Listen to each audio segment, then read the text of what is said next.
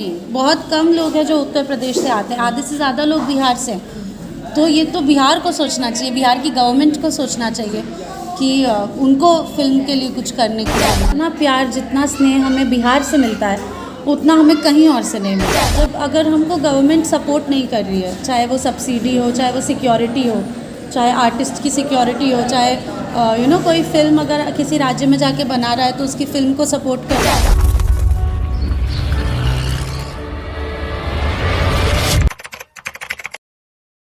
चलिए आम्रपाली जी, एक और सवाल रहेगा हमारा, क्योंकि मैं प्रॉपर बिहार से हूँ। बिहार में आप लोग बहुत कम दिखते हैं, क्या कारण है? नहीं, बिहार में तो हमारी इतनी फिल्में लगती है। जब हमारी फिल्में तो लगती है, लेकिन आप लोग कम दिखते हैं। जब हमारी फिल्म रिलीज़ होती है, हम कोशिश करते हैं कि हम आए बिहार और बिहार में फ़िल्मों का प्रमोशंस करें।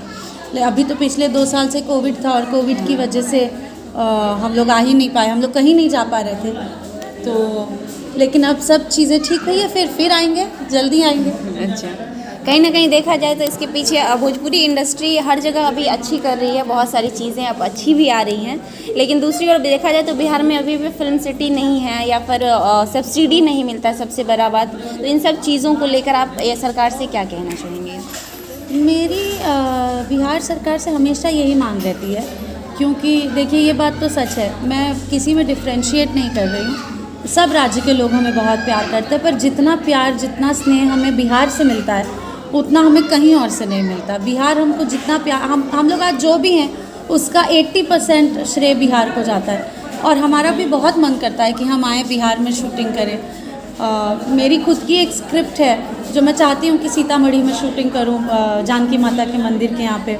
वो मेरी कहानी ही उस मंदिर के इर्द गिर्द है। पर जब अगर हमको गवर्नमेंट सपोर्ट नहीं कर रही है, चाहे वो सब्सिडी हो, चाहे वो सिक्योरिटी हो, चाहे आर्टिस्ट की सिक्योरिटी हो, चाहे कोई फ़िल्म अगर किसी राज्य में जाके बना रहा है तो उसकी फ़िल्म को सपोर्ट करना हो, तो हम लोग जा ही नहीं पाते। हम मतलब हमको भी तो एक ड्राइविंग फोर्स चाहिए जिस वजह से हम बिहार जाके शूटिंग करें। तो वो मेरी सच में यही दरख्वास्त है कि प्लीज़ आपके स्टेट से हमको सबसे ज़्यादा प्यार मिलता है, हमारे बिहार से हमको सबसे ज़्यादा प्यार मिलता है। तो हम चाहते हैं कि बिहार में अभी ऐसी योजनाएं आए और ऐसी हेल्प आए फिल्म फ्रेटर्निटी के लिए, कि जैसे उत्तर प्रदेश में फिल्म सिटी बन रहा है और फिल्म बंधु एक संस्था है जो बहुत बढ़ावा दे रही है फिल्म मेकिंग को, जिसकी वजह से टूरिज़्म भी बढ़ता है। वैसा मैं चाहती हूँ कि बिहार में, मैं चाहती हूँ कि मैं जाके राजगीर के पहाड़ों में शूटिंग करूँ। इतने सुंदर सुंदर लोकेशंस मैं चाहती हूँ कि दुनिया देखे। तो उसके लिए ऑब्वियसली गवर्नमेंट को सब्सिडीज़ चालू करनी पड़ेगी और फिल्म इंडस्ट्री को बढ़ावा देने के लिए जो चीज़ें ज़रूरी है वो सारे कदम उठाने पड़ेंगे। वैसे देखा जाए तो आपस में बहुत सारे कलाकार हैं बिहार के, मैं नाम तो नहीं लेना चाहूँगी किसी का पर्टिकुलरली, लेकिन बहुत सारी चीज़ों के लिए आपस में लड़ाई झगड़े, आजकल तो कुछ ज़्यादा ही विवादों से भर गया है भोजपुरी इंडस्ट्री। वो सब छोड़ के अगर एक बार पहल करे इन सब चीज़ों को, तो शायद सरकार भी सुनना चाहेंगी। नहीं, हर किसी ने अपने स्तर पे बहुत बार कोशिश की है, हर किसी ने अपनी आवाज़ सरकार तक रखने की कोशिश की है। यहाँ तक कि मतलब बिहार में फिल्म सिटी बनाने की बातें तो इतने समय से चल रही है, बहुत लोग कोशिश कर रहे हैं। वो उसका इनिशिएटिव सरकार को लेना पड़ेगा। सिर्फ आर्टिस्ट लोग क्या कर सकते हैं?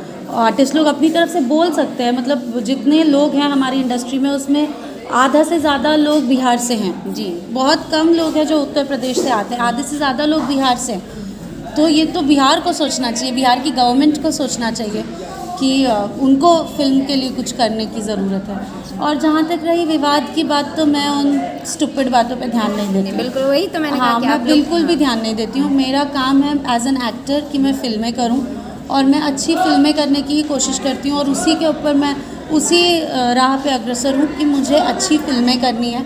मैं सारे एक्टर्स के साथ अच्छे से काम करती हूँ, अच्छी स्क्रिप्ट को प्रायोरिटाइज़ करती हूँ और अच्छा काम करती हूँ।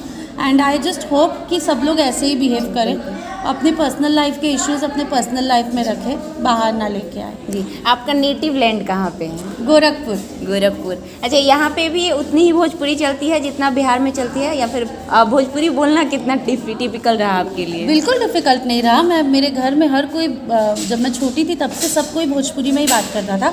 मैं नहीं करती थी, मैं हिंदी में बात करती थी, लेकिन मेरे सारे चाचा लोग, मेरी दादी माँ, सब लोग भोजपुरी में बात करते थे, तो मेरे लिए भोजपुरी बोलना कभी डिफ़िकल्ट नहीं रहा।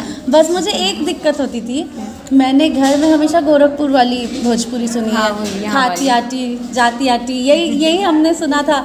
और जब फिल्मों में आए तो हमको रउआ वाली भोजपुरी बोलनी पड़ी, जी रउआ आएम रउआ खाएम वो वाला, तो मैं उधर कंफ्यूज हो जाती थी थोड़ा, लेकिन कभी बहुत ज़्यादा डिफिकल्ट नहीं था मेरे। अच्छा, एक फिल्म थी इसमें जिसमें आपने शायद गंगूबाई करके कोई रोल किया था, जब आपने हरियाणवी या बाहर का लैंग्वेज नहीं, गंगूबाई नहीं, चंपा।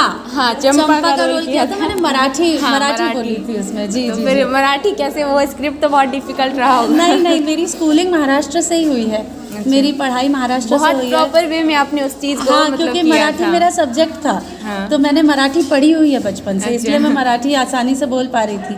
और सेट पे मंजुल ठाकुर जी उस फिल्म के डायरेक्टर थे, निरहुआ हिंदुस्तानी 3 के।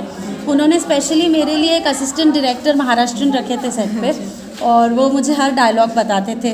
और उनकी मराठी मुझे नहीं समझ में आती तो मम्मी को फ़ोन करती थी। मेरी मम्मी का पूरा एजुकेशन ही मराठी मीडियम से हुआ है, तो मैं उनको फ़ोन करती थी, मम्मी ये डायलॉग कैसे बोलूँ, तो वो बताती थी। उसके बाद अच्छा, वो उसमें बहुत सारे डायलॉग्स थे, कोई भी अगर आपको याद हो कोई लाइन तो बोल के बताएंगे, बहुत प्यारा लगेगा सुनने।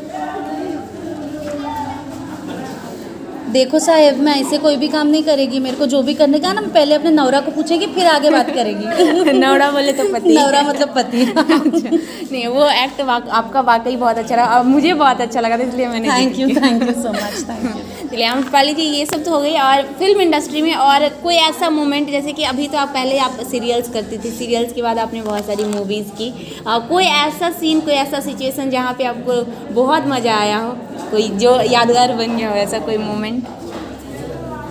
यही फिल्म एक्चुअली निरहुआ हिंदुस्तानी 3 जो फिल्म थी, उसमें मेरा जो कैरेक्टर था, मैं महाराष्ट्रन बनी थी, लेकिन मुझे एक तकलीफ़ होती है।